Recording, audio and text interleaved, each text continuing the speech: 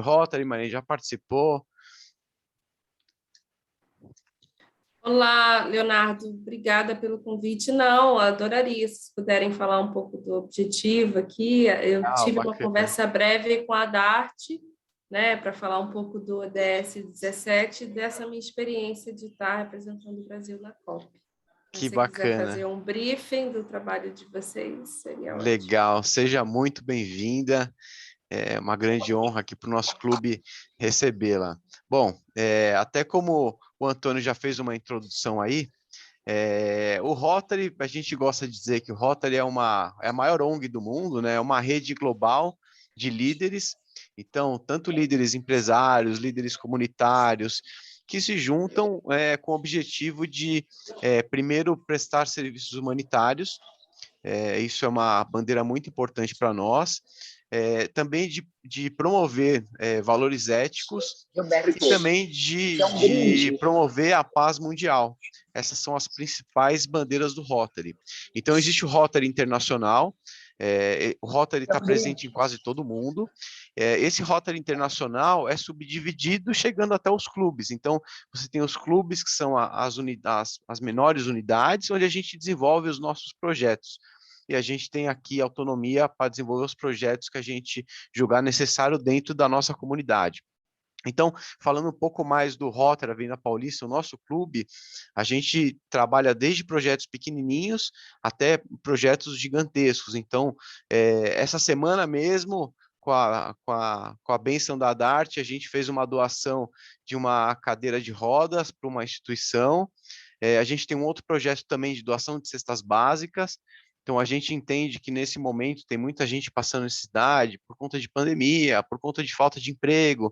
Então, a gente está com um projeto de cestas básicas, ajudando pessoas em comunidades vulneráveis, em 2 comunidades, e até projetos maiores. Então, a gente tem, por exemplo, o nosso maior projeto é um projeto que a gente chama de laboratório de microcirurgia. É um projeto que treinou médicos e treina médicos há 20 anos, para capacitar esses médicos para fazerem cirurgias que são muito delicadas. Então, por exemplo, o reimplante de um dedo, um transplante de fígado, coisas que tenham uma delicadeza muito grande. Até um tempo atrás não era possível fazer aqui no Brasil, não porque não existia tecnologia, porque não existia o treinamento médico. Então, a gente criou esse laboratório, custou mais de US$ 400.000, e a gente conseguiu prover para os médicos brasileiros um lugar onde eles pudessem treinar e ajudar a nossa comunidade. Então, a gente trabalha em diversas frentes, inclusive a gente tem uma frente de educação que formam jovens em condições vulneráveis para serem inseridos no mercado de trabalho.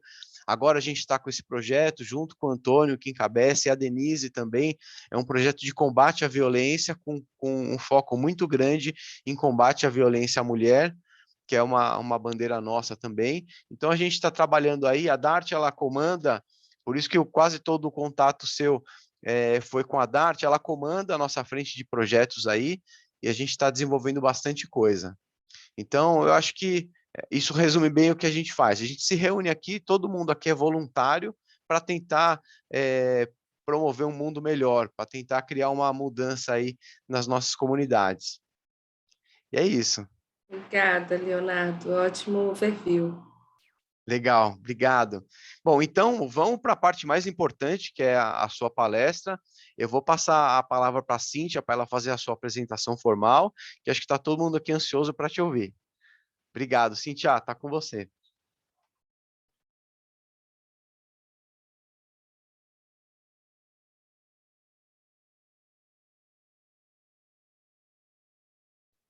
Está no mudo, querida.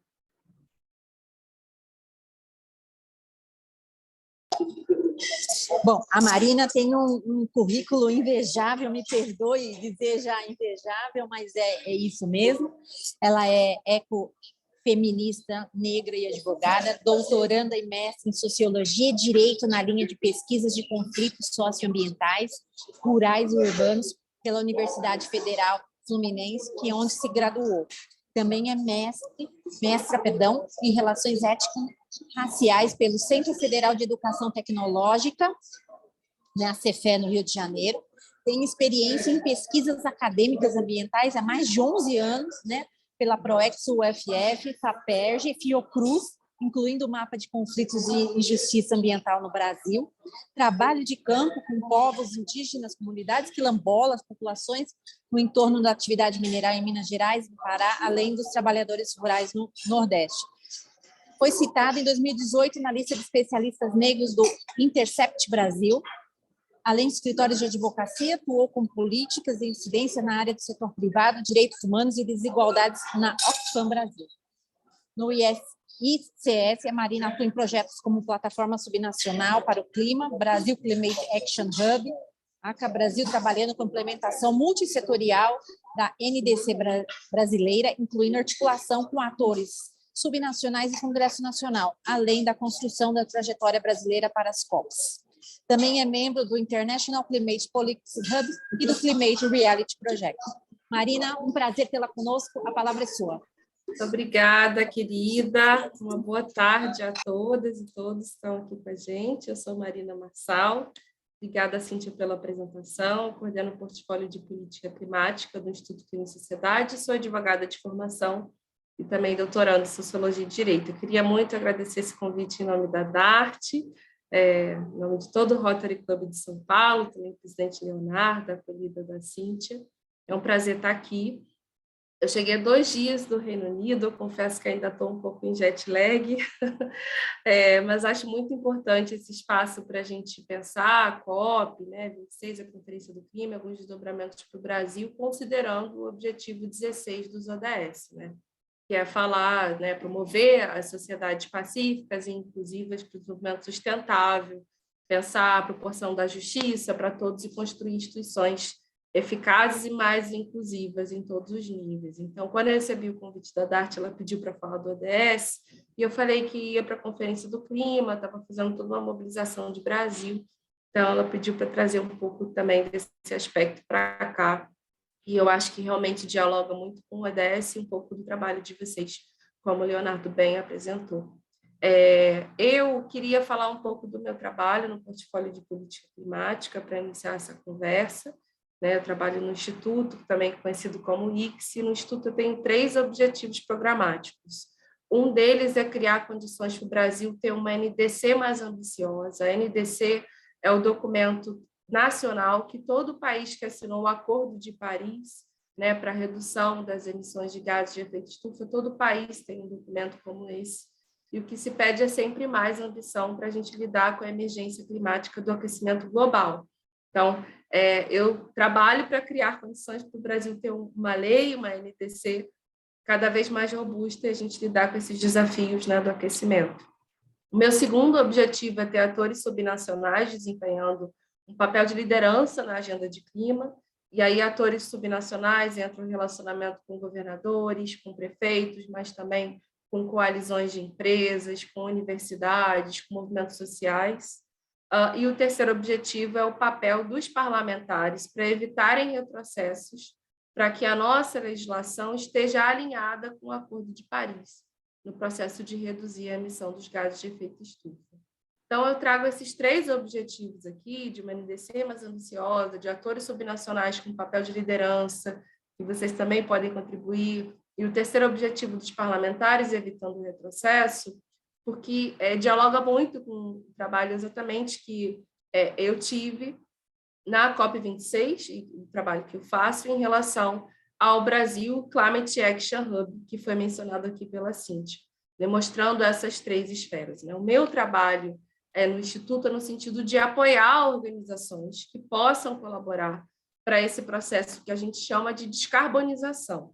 Então, a partir de uma lente social, o que a gente pode fazer para o Brasil emitir menos gases de efeito estufa nas suas atividades e a importância do engajamento com a sociedade civil nesse sentido.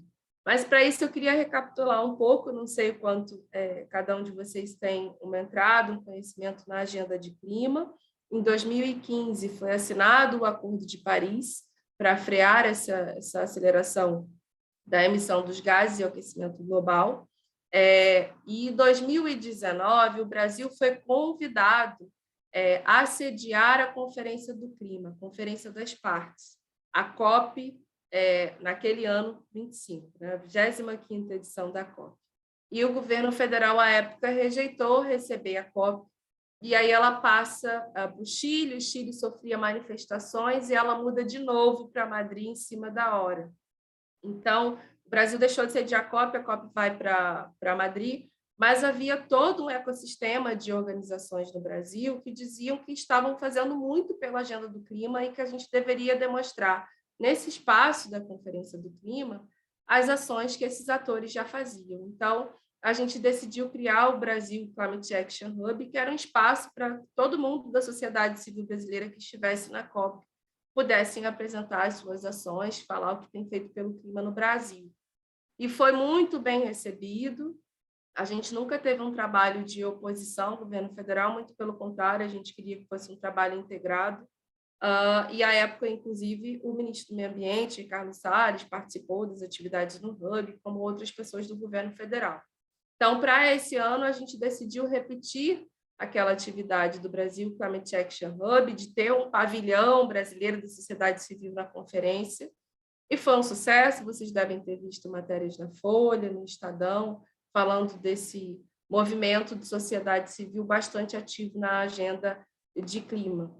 Então, só para trazer um pouco mais essa história.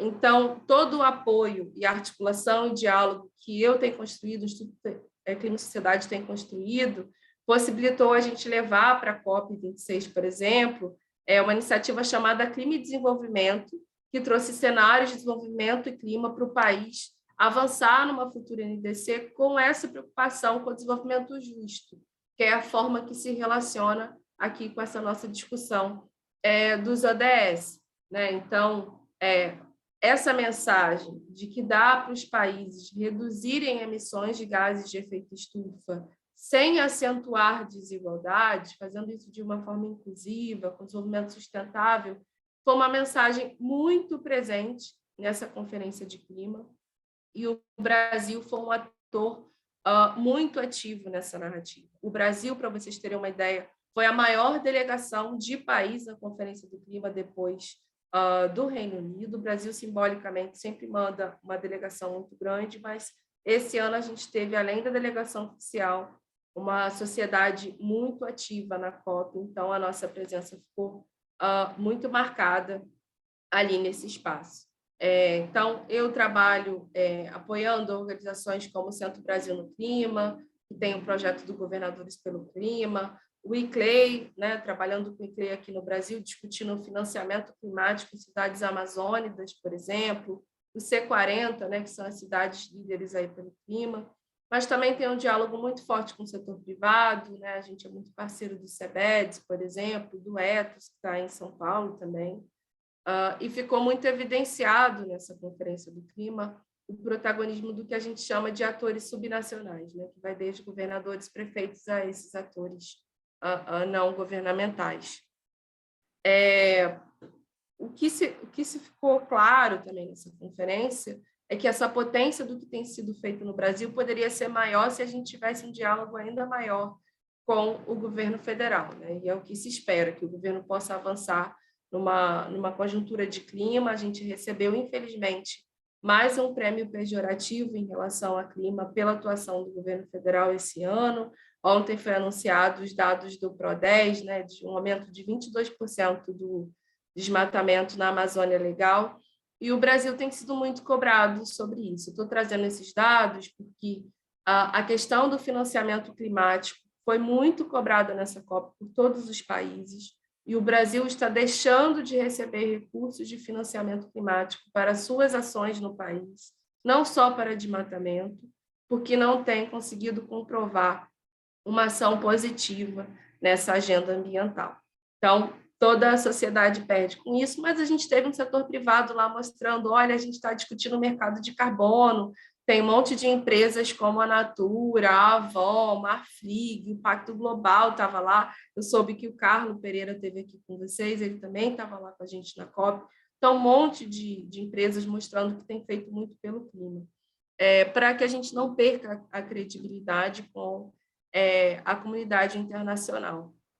Então, queria trazer um pouco desse ecossistema, e a gente também teve uma presença muito forte dos parlamentares, não só denunciando retrocessos, mas tentando garantir e preservar acordos internacionais financeiros importantes para o Brasil nessa agenda, né? O deputado federal, por exemplo, Alessandro Molon, lançou um projeto chamado Green New Deal, né? Um novo acordo verde, discutindo 30 ações até 2030 para um desenvolvimento justo e sustentável. Então, seguindo aqui o nosso objetivo, eu queria destacar um pouco essa questão do desenvolvimento justo e sustentável, que a discussão do DS 16 nos provoca, né? Esse conceito de justiça, para trazer algumas propostas para essa nossa conversa de hoje.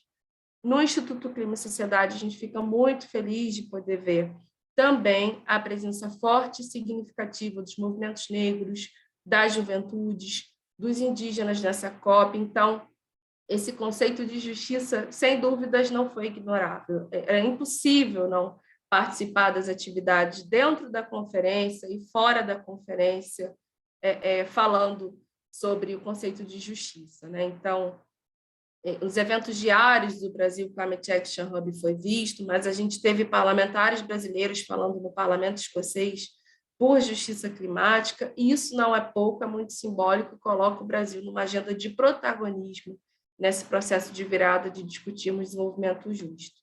Então, no meu trabalho com organizações que dialogam com governadores, prefeitos, parlamentares, eu tive a oportunidade de estar junto de organizações como a Coalizão Negra por Direitos, que começa em São Paulo, da CONAC, né, uma organização que representa os quilombolas do Brasil, e de muitas lideranças, e conectá-los diretamente com atores governamentais.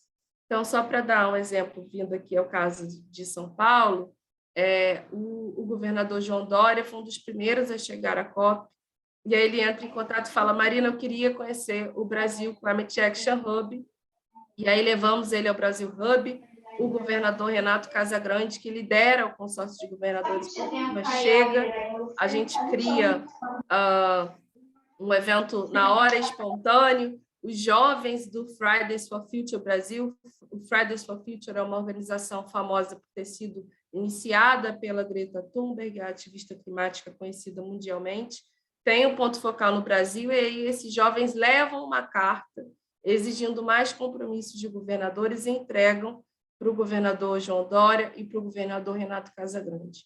Esse exemplo de diálogo da sociedade civil brasileira é um pouco do que se refletiu nesse pavilhão do Brasil na COP, né? Então, houveram muitas cobranças dessas lideranças negras, indígenas e jovens, colocando as demandas e cobrando um compromisso político, já, obviamente, olhando para as eleições de 2022, a gente tem eleições para presidenciáveis e para governadores.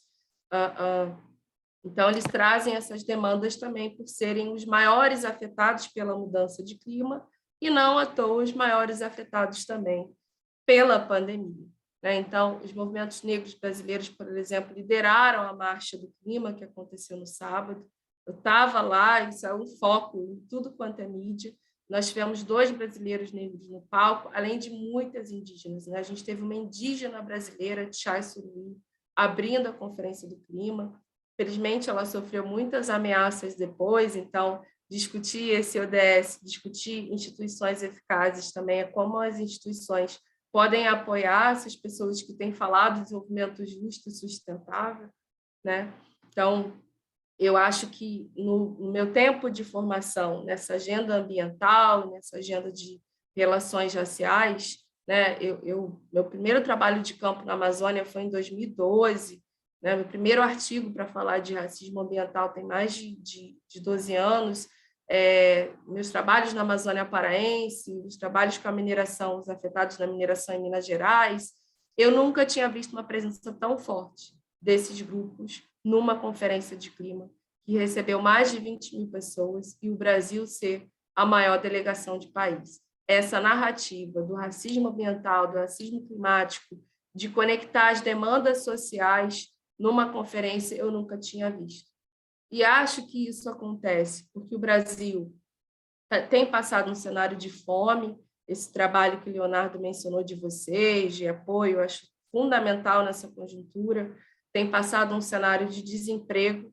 Então, a agenda de clima ela precisa estar conectada com a realidade das pessoas, para mostrar o que mudaria se a gente tivesse uma ação mais proativa, junto com o governo federal, na agenda de clima, em relação à escassez de alimentos, em relação, por exemplo, à crise hídrica, né, a crise energética. O Brasil, que tem um potencial enorme com energia solar, com energia eólica, escolher continuar apoiando termoelétricas traz um custo para todos os brasileiros e consumidores em relação à tarifa de energia, e a gente tem outras opções de energia no Brasil, diferente de outros países, que poderiam estar diminuindo os nossos custos, por exemplo. Então, mostrar como a agenda de clima está conectada com educação, com saúde, com emprego, acho que é um grande desafio que eu queria compartilhar para vocês em relação aos ODS. Acho que o Rotary Club pode ter um papel de liderança em discutir isso, por exemplo.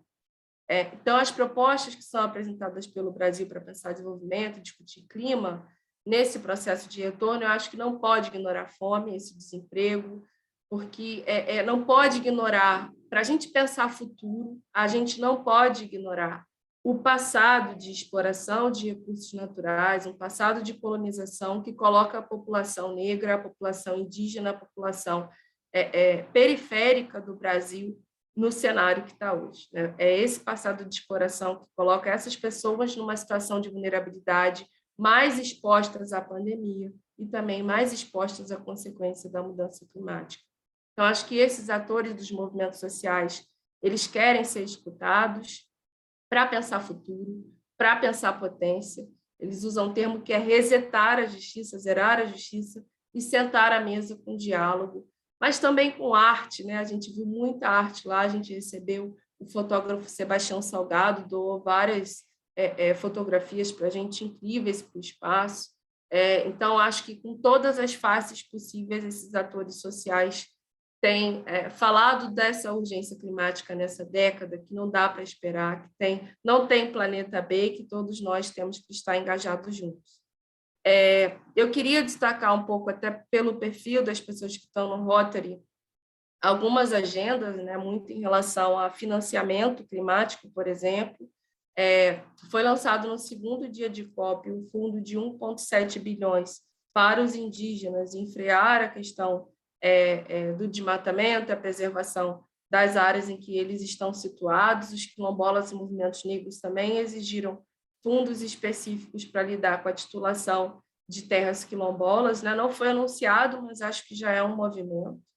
A deputada federal Joênia Wapichana, né, a única indígena deputada federal que a gente tem hoje, esteve lá, sinalizou uma preocupação, de fato, com a entrega, né, porque muitos anúncios são feitos, mas como é que entrega realmente isso?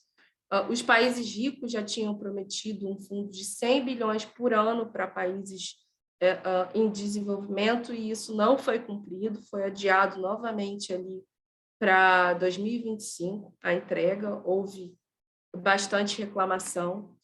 E os países da ABU, que são Argentina, Brasil, Uruguai, cobraram a criação de um comitê com paridade de membros entre países desenvolvidos e países de desenvolvimento para discutir a maior celeridade da chegada desse financiamento.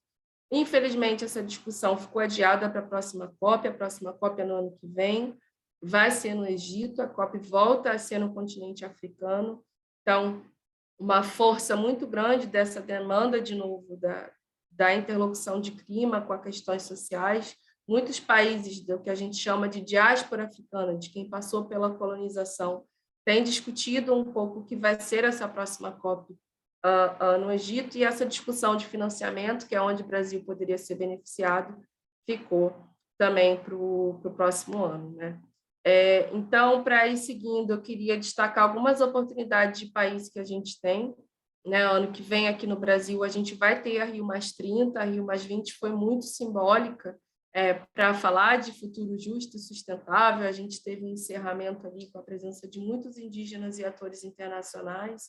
Então, tive ontem numa mesa com a Prefeitura do Rio, já pensando a carta para Rio+30, e está muito claro que não dá para a gente olhar para Rio+30 sem discutir vulnerabilidade, né? E essas pessoas que estão mais vulneráveis à pandemia, à mudança do clima também.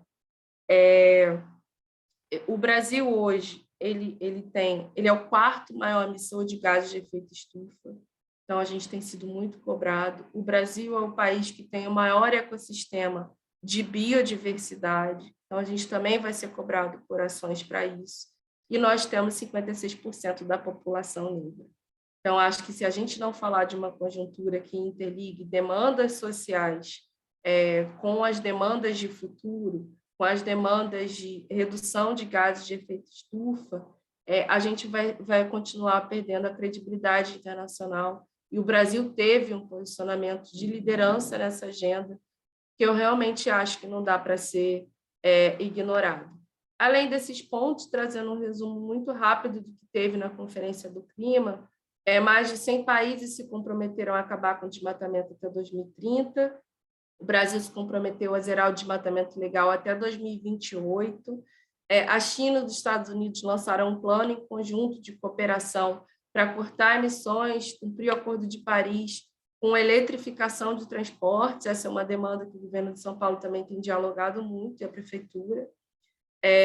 Além do compromisso de desmatamento, foram feitas 2 declarações, uma de redução das emissões de metano. O metano é um gás que está muito ligado à agropecuária, é muito mais poluente que o CO2, por exemplo, o gás carbônico. E também houve a declaração de apoio à meta de redução do aquecimento global em 1,5 grau e não 2 graus, que coloca a gente numa situação de muito mais risco, né? 10 bilhões de reais foram anunciados serão destinados pelo Reino Unido, Noruega, Alemanha, Estados Unidos, Países Baixos e mais outros doadores privados em prol da preservação das florestas. E houve um anúncio de 40 países em relação ao fim da queima do carvão para a energia. Então, trazendo um pouco do resumo do que houve na COP, eu acho que é isso, vou deixar um pouco mais para as perguntas. Eu queria pedir desculpas a Leonardo, a Cíntia Dart, mas eu tenho que sair 1:50, eu vou ter outra reunião muito em breve, mas foi um prazer estar aqui com vocês, ouvir o trabalho do Rotary Club. Eu acho muito importante que vocês façam esse trabalho de apoio social, de filantropia, de discutir sociedades mais justas. O Brasil tem sido muito cobrado nesse sentido, mas eu também acho que é uma oportunidade muito grande de destaque em relação à diplomacia, que a gente sempre foi bem visto. Então, fazer esse trabalho com louvor nos coloca numa posição que pode ser de grande oportunidade também. É isso, obrigada. Perfeito, Marina. Parabéns pela palestra. Eu pedi uma salva de palmas aos companheiros. Muito bom. Em nome do Rotary Clube Avenida Paulista, agradeço ao seu tempo, a sua presença e todo esse monte de informação que você trouxe para nós. Acho que isso mostra que temos muita coisa a ser feita, né? Bom, então já não vamos perder mais tempo, queria abrir então para perguntas. Quem quiser fazer um comentário, fazer alguma pergunta, fique à vontade. Vamos aproveitar que a Marina não tem agenda fácil, a gente tem mais 10 minutos com ela aqui. Deixa eu fazer uma pergunta, Marina. Meu nome é Jairo.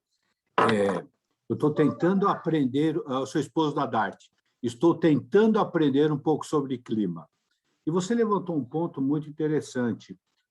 Nós temos outras capacidades de energia. Recentemente eu tive numa reunião e a pessoa até me colocou, e até foi um ex-rotariano nosso, o Roque, com outras pessoas também, até do governo federal, sobre a questão do lixo, que o lixo pode ser energia, mas é um setor desorganizado no Brasil, muito desorganizado. E até ele falou assim, Jair, a gente precisa ter uma ideia como a gente pode organizar a questão do lixo, que pode ser energia, pode ser reciclável, pode ser várias coisas, tá? E aí eu vejo assim, a questão hídrica, eu não vejo solução tão cedo, certo? Eu não vejo solução. Não vejo os reservatórios estarem cheios, não vejo isso. Mas eu vejo que no lixo pode ser uma opção boa para o Brasil. Não sei se eu estou certo. Posso comentar, Jairo? Obrigada pela pergunta. Na verdade, foi muito interessante ver esses movimentos e propostas da sociedade civil de como o Brasil pode reduzir gases de efeito estufa.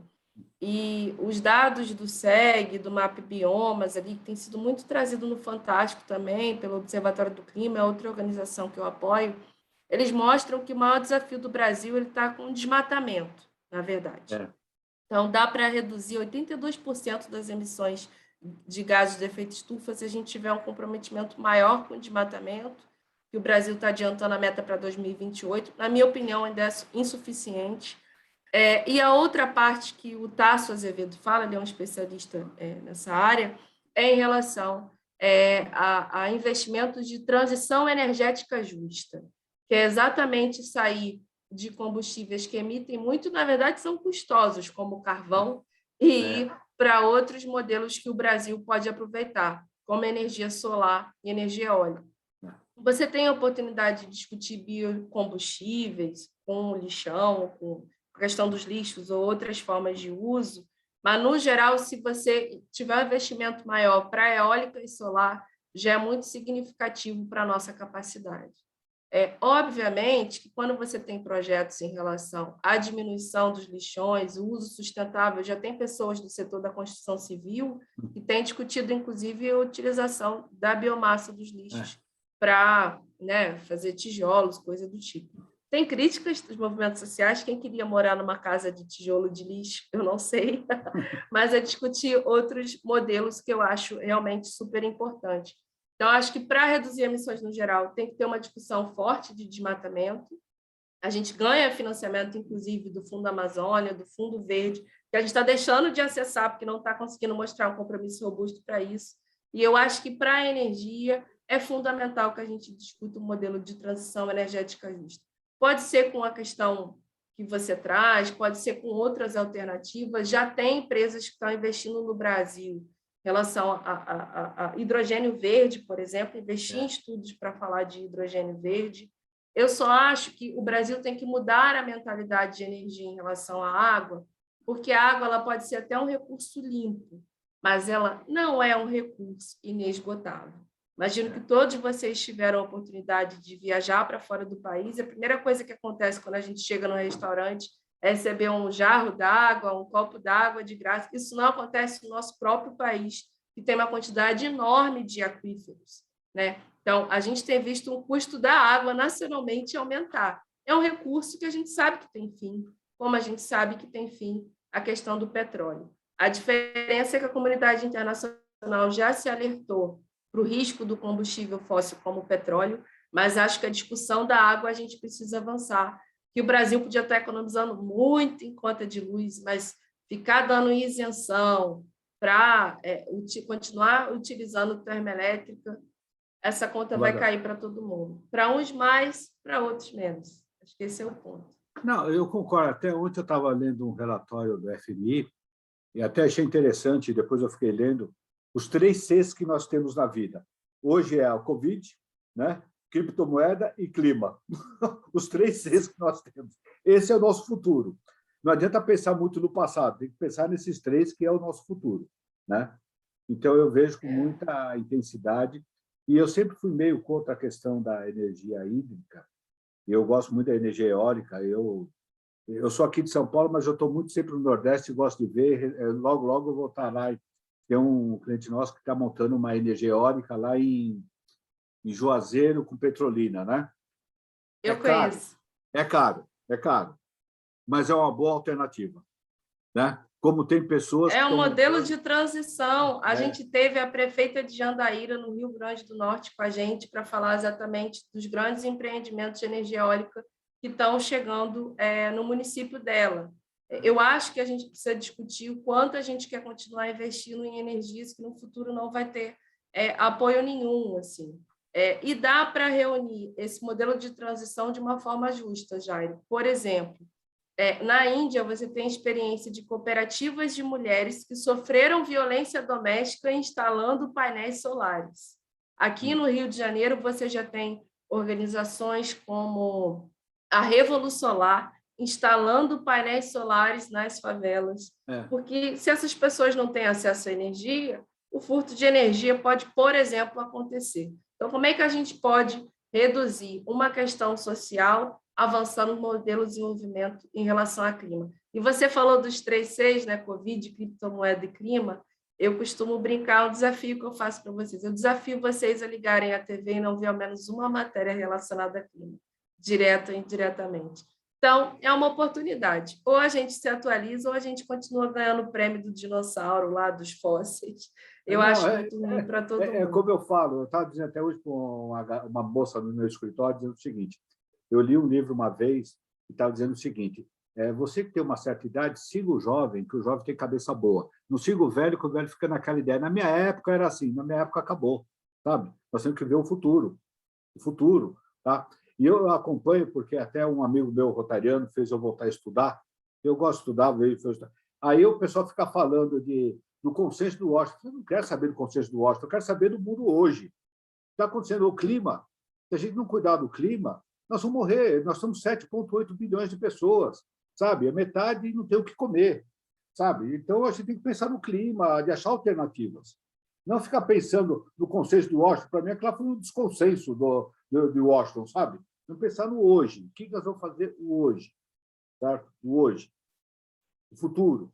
O passado já foi, é uma história. A história é legal para a gente ler só, certo? Só nada mais que isso. Tá, desculpa eu ocupar muito espaço. Viu? Vai, Rodolfo.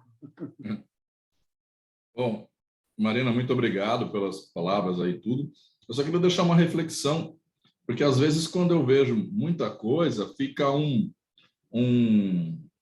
quase que um dual que a gente está tendo em tudo, inclusive em política, em religião, em tudo que é coisa. E puxando o outro parte da OSD, a diversidade, a solução, falando do campo só de energia, que é o campo que eu trabalho, a solução é a diversidade. Infelizmente, a gente não vai ficar livre de todo tipo de energia, entre aspas, ruim, e nem vai ficar livre, dependendo só de solar e eólica, por exemplo. Se você não tem vento, não tem geração. Se você não tem sol, não tem solar. Hidrelétrica, se você não tem água, não tem energia. E, infelizmente, a do fóssil sempre vai estar lá, porque você só precisa ter o combustível. Hoje, nós não temos carros elétricos só por um motivo, porque ainda não vale a pena economicamente, senão todo mundo já teria carro elétrico. Então, ninguém está usando carro elétrico, ninguém está usando um carro carro a combustão, coisa porque quer, é porque não tem uma alternativa ainda econômica viável. O dólar sempre, o petróleo sempre foi o energético um dos mais baratos que a gente teve. Então a gente tem que pensar sempre como é que a gente compõe isso, como é que a gente trata isso. A hidrelétrica, eu sou fã pra caramba, mas a gente fez hidrelétrica sem reservatório e agora a gente estava na crise hídrica lá com um monte de máquina parada. Se tivesse feito as demais reservatórios acima, nós teríamos energia regularizada, água regularizada e feita, mas não pode por várias questões de outros pontos. Então, a gente, quando olha isso, e a gente fala assim, eu privilegiei lá para não alagar a área lá. Só que na crise hídrica, a gente viu que o não alagar a água lá no norte do país fez com que as hidrovias todas aqui tivessem que ser separadas porque não tinha água, não tinha energia. Então, está tudo muito. Eu concordo que precisa diversificar, Rodolfo, mas assim, eu acho que não dá para a gente falar de apoiar a economia brasileira toda em combustível fóssil por conta do custo. E eu acho que o que pode nos apoiar nessa discussão é exatamente a questão da reforma tributária, porque não dá para a gente continuar dando isenções para alguns setores, né, e cobrando mais, taxando mais outros setores. Falo isso porque em Glasgow, é engraçado, né? Foi na Escócia a conferência, a gente passava por sentimentos de amor e ódio. O frio e a chuva, você fica, ama o Brasil. Mas quando você vê um monte de transporte eletrificado, você fica com ódio do porquê que a gente ainda não tem isso aqui. Então, obviamente que os caras têm mais carros elétricos lá, todos os ônibus eletrificados, por conta de uma questão de reforma de impostos ali. Eu não tenho dúvida que talvez o processo de taxação para os transportes públicos locais de Glasgow eletrificados devem ser diferentes do que estão passando por combustível fóssil. E eu também não tenho dúvida que todos nós aqui, se fosse uma discussão apenas moral, né, de escolha, se o custo de um carro elétrico fosse igual ao custo de um carro à base de gasolina, eu acho que a gente faria uma escolha moral e justa. A gente está partindo do combustível fóssil porque está faltando uma discussão do governo federal em rever esse modelo. Então, quando eu falo de transição energética justa, é para pensar futuro. A gente já teve economias apoiadas no óleo de baleia. Quem aqui hoje ia concordar com isso?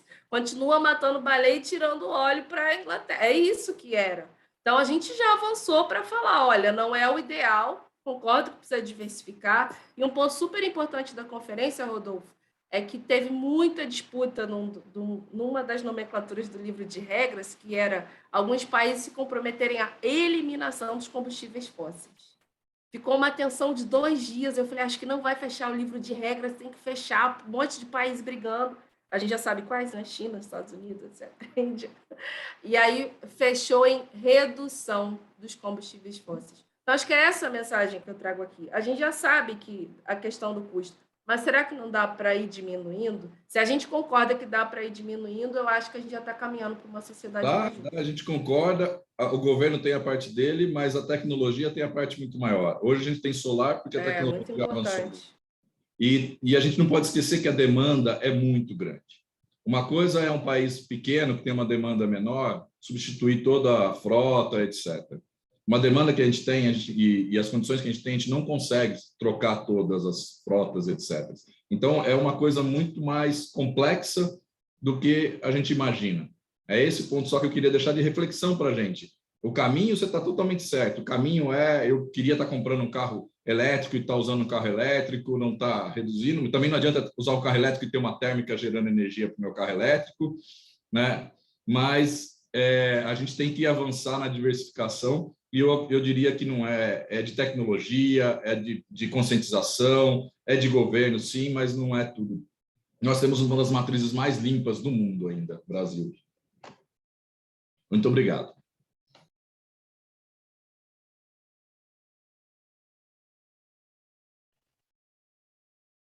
Bom, se ninguém tiver mais alguma pergunta, Marina, agradeço muito a sua visita. Nosso clube se reúne todas as sextas-feiras, nesse horário. Fique à vontade para voltar sempre que você quiser. Quando estiver aqui em São Paulo, eu sei que você é do Rio, né? Vem aqui nos fazer uma visita. Obrigada, Leonardo. Nossa, eu conheci muita gente de São Paulo lá. Eu morava em São Paulo quando eu trabalhava na Oxfam Brasil. Legal. E aí o pessoal na conferência falou, você precisa vir. O Montesano estava lá, está com um grupo de empresas que estão discutindo essa transição. Ele, você precisa vir em dezembro. Então, se eu for a São Paulo em dezembro, eu dou um alô para quem sabe participar presencial aí com vocês na reunião. Espero ter ajudado. O debate de clima é realmente muito técnico, muito difícil, mas acho que a gente tem que começar a iniciar de algum ponto. Prazer ouvir o Jairo, ouvir o Rodolfo. Espero que tenha contribuído de algum modo. Um abraço. Marina, muito obrigada, viu? Obrigada, Marina. obrigada, viu? Obrigada. Nada. Tchau, tchau. Tchau, tchau. Beijo, Marina. A gente se encontra por aí. Tchau, tchau. Beijo, Dart. Tchau, tchau. Ô, Rodolfo, realmente essa questão que você levantou é uma questão importante, cara. Uma vez eu ouvi de um especialista falando exatamente isso, cara, que as pessoas compram um carro elétrico porque, puta, é bonito você fingir que você é consciente, que você quer proteger o ambiente, mas segundo esse especialista, é pior do que você usar um carro a gasolina, porque o carro elétrico, você está queimando carvão para colocar esse carro para funcionar, porque a nossa demanda energética está no limite. Então, a gente não tem mais como abastecer mais carros com energia limpa. Então, quando você compra um carro elétrico, em vez de você fazer um bem para o ambiente, você está fazendo pior, porque você está queimando mais carvão.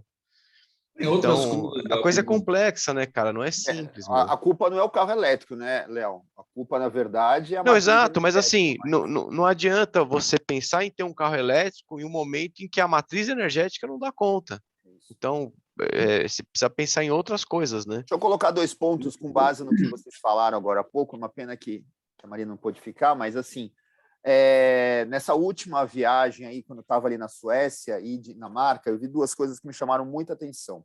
O que o Jairo falou sobre reciclagem de lixo é algo que me chamou a atenção em Malmö, porque toda a água quente daquela região é feita numa indústria gigante que é mandado a parte de lixo e é reciclado em energia, e essa água quente é transportada para a cidade inteira. É óbvio que a cidade de Malmö é uma cidade não dá para comparar com São Paulo, mas é a terceira maior cidade da Suécia, é grande, né? E a outra coisa que me chamou muito a atenção, todo o caminho da Alemanha para a Dinamarca para a Suécia, é que tinha muitas fazendas, do que antigamente eu só via a eólica em vários lugares, agora começou a aparecer um monte de fazenda de energia solar, placa de energia colocado, vem aquela questão, até uma pessoa estava comentando por que tira a plantação para colocar a placa eólica, de energia solar? Mas é aquele negócio, né? Já estão vendo uma outra matriz energética e isso está muito pulverizado lá. E carro elétrico se encontra de monte. Postinho de recarga também. Então, acho que assim, não adianta a gente falar, o Brasil é um país super atualizado ecologicamente, não sei o que e tal, quando a gente está com a mentalidade antiga. Enquanto não mexer nessa parte energética que vocês citaram, a gente vai ter uma deficiência muito grande, sem falar das outras coisas, queimadas, etc, né? É isso aí. Bastante, Aldo. Nós tivemos aqui no Brasil implementado o sistema de carro a álcool. E aí? Alguém fala alguma coisa disso? Antigamente, quando entrou carro a álcool, falava assim, olha, fazer o carro com biocombustível, álcool. E vai ter no posto. Não vai. E está lá hoje aqui, e hoje está de escanteio, né? Mas o mundo também... O Brasil é o país que tem a maior frota de carro a álcool, né? De biocombustível. Nós estamos rodando com carro biocombustível, claro. E por que não estamos rodando mais? Porque a gasolina está mais barato do que o álcool. Ou a estrutura não deixa o álcool ser mais barato do que a gasolina. Porque a coisa é mais complexa, né? A gente sabe que não é simples assim, né? Não é só uma questão de... Não é só lógica aí, né? Tem coisas por trás, né? Tem muita coisa por trás. Muita coisa ruim, tem muita coisa que é da tecnologia. Outra coisa do carro elétrico, depois das baterias, você faz o quê com aquela bateria quando ela não funciona mais? Como é que você cuida daquele restante lá? As placas de solar, todo mundo elogia pra caramba hoje, dentro de 20, 30 anos, vão ser um lixo complicadíssimo de ser descartado, porque elas não vão gerar mais energia e elas vão ter que ser recicladas. Hoje não tem reciclagem para elas. Hoje você vai ter que amontoar elas em alguns cantos. Aquilo aí não dá para ser reciclado? Eu não sei nem de que material que é aquilo. Vai ser um problema sério ainda. Dá para ser reciclado, mas é custoso reciclar, não é uma coisa simples, né? E você tem que colocar outro, e você tem que tirar tudo, então tem um custo tudo isso. Volta de novo na complexidade, não é tão simples assim. Na verdade, eu acho que nós vamos achar uma solução que seja uma panaceia, que a gente resolva todos os nossos problemas. A gente vai ter que entrar na diversidade, vai ter que aceitar uma coisa aqui, outra ali, para que você, no global, consiga atender a demanda, que é crescente, grande, né? Mas é isso, Rodolfo, que eu não sei se a minha cabeça está certa, mas eu acho que esse é o momento, Rodolfo, para a gente começar a discutir essas coisas novas. Perfeito. Né? Senão a gente ficar discutindo o passado, igual outro dia, numa live que a Magda Portugal falou, isso aí eu gravei. Nós temos a economia real, mas só que essa economia real hoje não está boa. Vamos pensar numa economia daqui para frente, sabe? Como nós estamos falando, ela falou uma coisa e eu sei disso, que eu acompanho isso aí. Tem lógica, você tem incentivo fiscal, pagamento de imposto para supermercado. Concordo. Por um acaso, sai mais barato que você compra, a carne fica mais barata? Não fica mais barato. Certo? Então, nós temos, talvez, dar incentivos fiscais para coisas novas. Você da área de energia, sabe? Eu estou tentando aprender um pouco de energia, eu comprei até, sabe? Eu estou tentando aprender porque eu faço, poxa, vai um pouquinho, eu tenho que pensar, é o que você falou agora, daqui 10, 20 anos, se eu tenho um problema, vamos. Mas vamos começar a discutir agora. Não vou ser daqui 20 anos discutir, outro dia eu falei para a Dart ela ficou olhando para a minha cara, mas eu não falo nada, né? Que é a minha ideia. Acho que eu vou comprar um carro elétrico, né? Sabe? O que eu faço, poxa, é a mesma coisa que hoje, eu não entro numa concessionária para comprar um carro sem ar-condicionado, sem manual, sabe? E com vidro assim, sabe? Não vou comprar. Você está pensando uma coisa nova. Sabe? Tem que estar uma coisa nova. E a gente vê que o carro elétrico vai ter problemas, mas nós temos que discutir, repensar, sabe? Não ficar mais discutindo a questão do clima. Se a gente não cuidar do clima, nós vamos morrer daqui a alguns anos. Concordo, vai absolutamente. ter mais doenças, vai ter mais coisas complicadas. Concordo e acho que é esse o caminho. Só me incomoda às vezes é que ficar eu contra eles contra eu, etc. Não, estamos todo mundo junto no mesmo planeta. Vai ter que ter. Como eu falo assim, né? Outro dia uma pessoa me falou, olha, a globalização para mim é o seguinte, nós tivemos uma globalização chamada Covid. Isso foi uma globalização que pegou todo mundo, tá? Então, o resto para mim é um país que quer ganhar mais, outro quer ganhar mais, e o país do terceiro mundo só sofrendo. Vamos discutir esse assunto, né? Vamos discutir esse assunto. Né? E rapidamente, já a gente vai ter muito mais carro elétrico. Quando a gente vê, a gente vai ter muito mais eólica em casa, muito mais solar, muita coisa espalhando muito rápido. Assim como foi outras. No passado, a gente não olha para ficar olhando o passado, mas para aprender. O carro a álcool, que era uma dúvida, quando pegou, todos os carros foram a álcool. Hoje, a montadora traz carro de fora para cá e ela passa para flex, porque senão não funciona. Né? Vai ser a mesma coisa com solar, eólica, etc. A gente vai estar colocando nos nossos prédios, nas nossas casas, tudo vai estar tendo ali, mas não vai poder desligar do grid, não vai poder fazer outras coisas. E o fogo, e que aí entra muito a parte do governo, sim, é que indústria, tal, por mais que a gente faça, se a indústria não mexer, o nosso esforço não vale quase nada, como foi falado na outra palestra que a gente teve aqui. Né? Esse é o ponto forte. Não, isso é verdade. Eu vejo, às vezes eu vou em algumas indústrias e aí você conversa com aquele empresário, ele está há 30 anos para trás, entendeu? Ele está 30 anos para trás. Eu fico olhando, sabe? Ele reclama, fala, pô, você está 30 anos para trás, não está pensando no amanhã, né, meu? Exatamente. Tá, joia. Desculpe aí ocupar o espaço de vocês aí. Não, o espaço é para isso mesmo, Jair. Claro que não, Jairo. A gente agradece você enriquecer nossa reunião aqui. Tá. Obrigado. Tá, joia. Presidente Léo, são 14 horas.